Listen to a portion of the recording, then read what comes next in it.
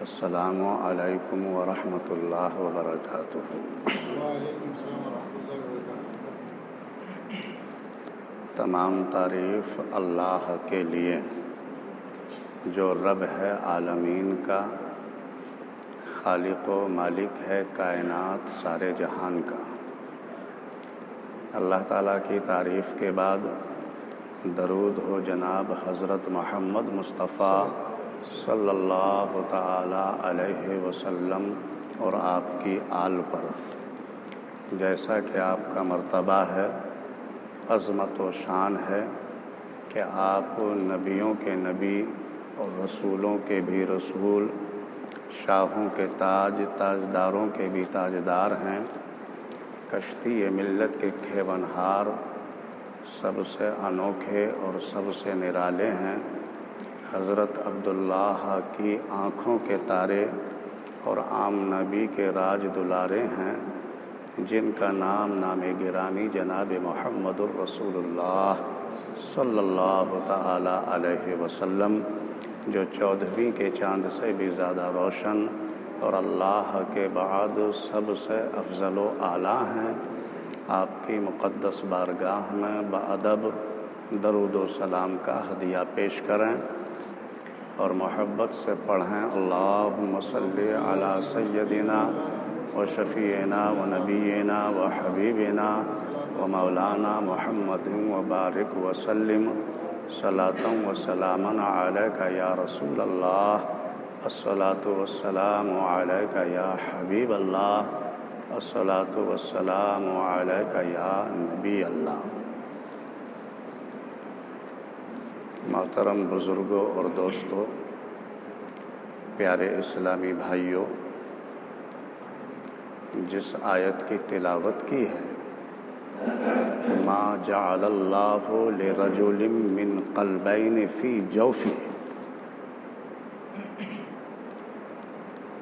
یعنی اللہ نے آدمی کے اندر 2 دل نہیں بنائے، ایک ہی دل بنایا ہے۔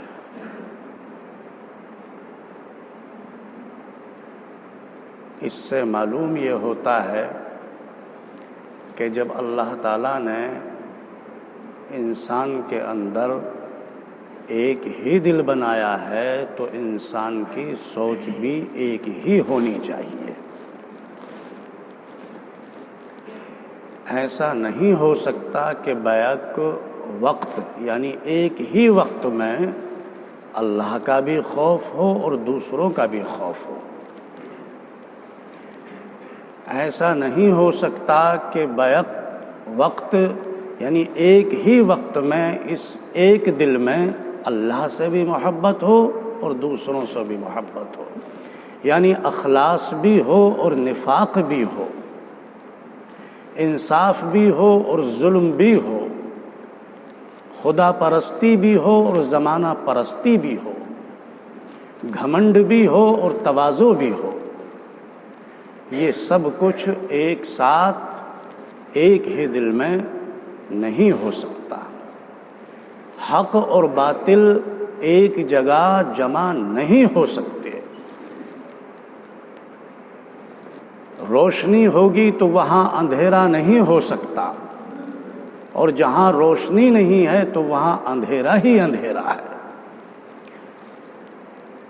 یہ اللہ تعالیٰ کی حکمت ہے کہ اللہ تعالیٰ نے انسان کے اندر ایک ہی دل بنایا ہے، تاکہ اس ایک دل میں ایک وقت میں ایک ہی سوچ رہنی چاہیے۔ آگے کہا گیا، وَمَا جَعَلَ أَزْوَاجَكُمُ اللَّائِي تُظَاهِرُونَ مِنْهُنَّ أُمَّهَاتِكُمْ، یعنی تمہاری بیویاں تمہارے لیے تمہارے کہہ دینے سے وہ ماں نہیں بن جاتی۔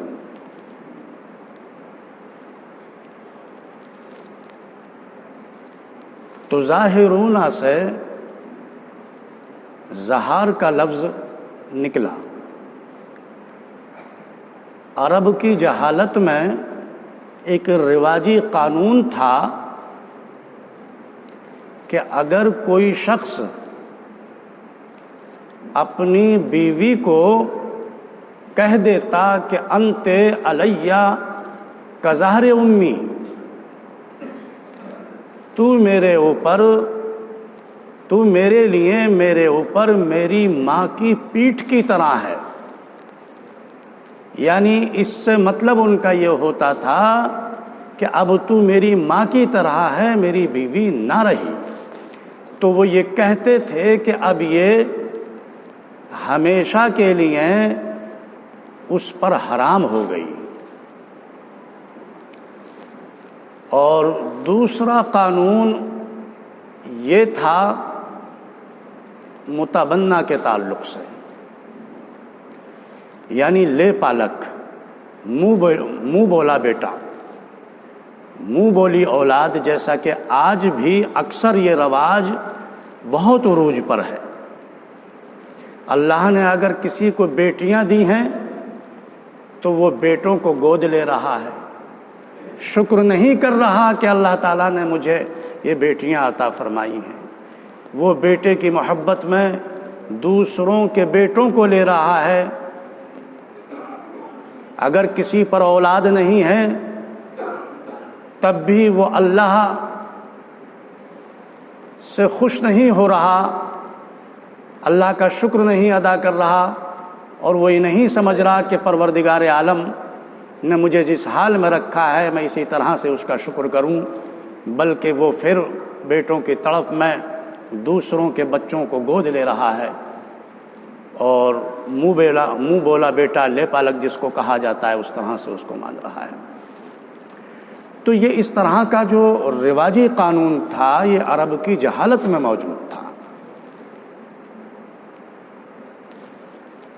کہ کسی کی اولاد کو گود لے لیا اور اس کو منہ بولا بیٹا کہہ دیا جاتا تو وہ یہ سمجھتے اور یہ جانتے اور وہ اپنے قانون کے مطابق اس منہ بولے بیٹے کو ایسا سمجھتے تھے جیسے کہ اپنا صلبی بیٹا ہو، یعنی اپنے ہی نطفے سے پیدا ہونے والا بیٹا ہو، اپنا ہی حقیقی بیٹا ہو، اور اس کے حقوق میں وہی سب کچھ ان کے قانون میں موجود تھا کہ جس طرح ایک اصل اولاد اصلی حقیقی بیٹوں کا جو حق ہوتا ہے اسی طرح کا حق وہ اس کے لیے بھی سمجھتے تھے کہ یہ بھی سب چیز میں یہ منہ بولا بیٹا ہر چیز کا حقدار ہے۔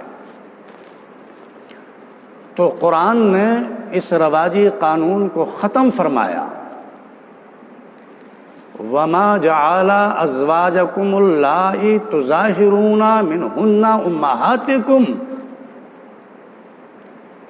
یعنی کہا گیا کہ تم جن عورتوں سے اپنی بیویوں سے یہ کہہ دیتے ہو کہ انت علیہ کظہر امی، تو میری ماں کی طرح ہو گئی اور میرے اوپر ہمیشہ کے لیے حرام ہو گئی، تمہارے اس طرح منہ سے کہہ دینے سے وہ تمہاری ماں نہیں بن جاتی۔ حقیقی ماں اور منہ بولی ماں میں بہت بڑا فرق ہے، وہ منہ بولی ماں تمہاری حقیقی ماں نہیں بن جاتی۔ اس رواجی قانون کو ختم فرمایا، وَمَا جَعَلَ أَدْعِيَاءَكُمْ وَأَبْنَاءَكُمْ ذَلِكُمْ قَوْلُكُمْ بِأَفْوَاهِكُمْ، اور جو تم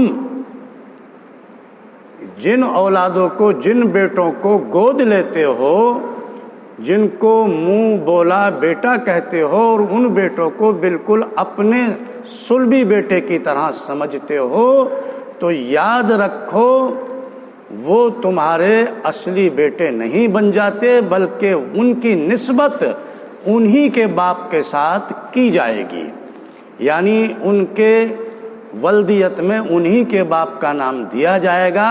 تم اپنا نام ان بیٹوں کی ولدیت میں نہیں دے سکتے اور وہ تمہارے اصلی بیٹے کی جگہ نہیں ہو سکتے۔ ہاں تم انہیں کھلا رہے ہو، پلا رہے ہو، ان کی دیکھ بھال کرتے ہو، ان سے پیار کرتے ہو، یہ تمہارا حسن سلوک ہے، اس کا تمہیں اجر ملے گا۔ لیکن یاد رکھو، اگر تم یہ سمجھتے ہو کہ وہ تمہارے اصلی حقیقی بیٹے کی طرح تمہارا بیٹا بن گیا ہے اور اس کی ولدیت میں تم اپنا نام لکھواتے ہو، اپنا نام بتاتے ہو اور اپنی طرف اس کی نسبت کرتے ہو، تو یہ تخلیق یعنی اللہ تعالیٰ کی تخلیقی نظام جو ہے اس میں تم غلط کر رہے ہو۔ اللہ تعالیٰ نے جو اپنا نظام بنایا ہے تخلیق کا کہ جس کو چاہا اس نے بیٹے عطا فرما دیے، تم شکر کرو، جس کو چاہا اس نے بیٹیاں دے دی، تم اللہ کا شکر ادا کرو۔ اگر تمہیں ان دونوں میں سے کچھ نہیں دیا پھر بھی تم اللہ کے شکر میں رہو۔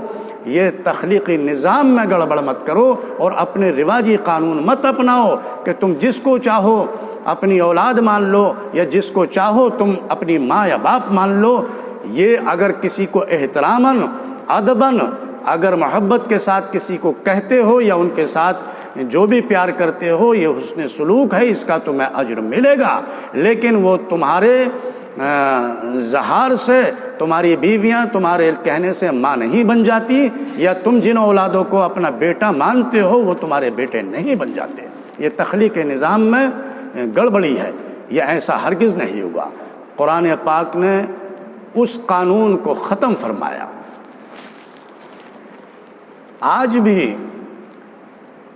رواج یہ پا گیا ہے کہ وہی رواجی قانون، جہالت کا قانون جس کو قرآن نے ختم فرما دیا گیا، آج ہم اسی رواج میں گھستے چلے جا رہے ہیں۔ نہ جانے کتنے ایسے گھر موجود ہیں کہ جن کے پاس بیٹیاں ہیں تو انہوں نے بیٹے لے لیے۔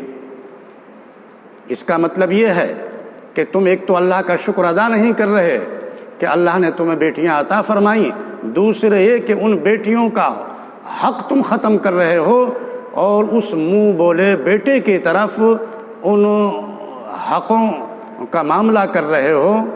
اور کبھی کبھی حالات یہ بھی ہوتے ہیں کہ بگاڑ بھی پیدا ہو جاتا ہے، جو بیٹے کو دیتا ہے اور جو لیتا ہے ان میں جھگڑے بھی ہو جاتے ہیں۔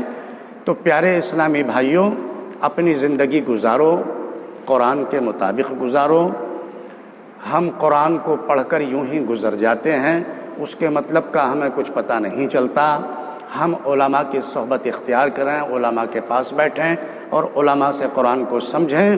اور قرآن ایک اللہ کا قانون ہے، یہ اللہ کے قانون کے مطابق اپنی زندگی گزارو۔ یاد رکھو، جو قانون سے ہٹ کر زندگی گزارتا ہے اس کے لیے امن نہیں ہوتا۔ آپ دنیاوی قانون کو بھی دیکھ لیجئے، اگر قانون کی خلاف ورزی کریں گے، قانون سے ہٹ کر زندگی گزاریں گے تو مجرم کہلاؤ گے اور تمہیں سراسر پریشانیوں کا ہی سامنا کرنا پڑے گا۔ یہ قانون قرآن پاک جو ہے یہ اللہ کا قانون ہے، کوئی دنیا کا قانون نہیں ہے۔ اس لیے اللہ کے قانون کے وفادار بن کر رہو اور اللہ کے قانون کے مطابق اپنی زندگیوں کو گزارو۔ آپ آسانی میں رہو گے، فائدے میں رہو گے اور تمام پریشانیوں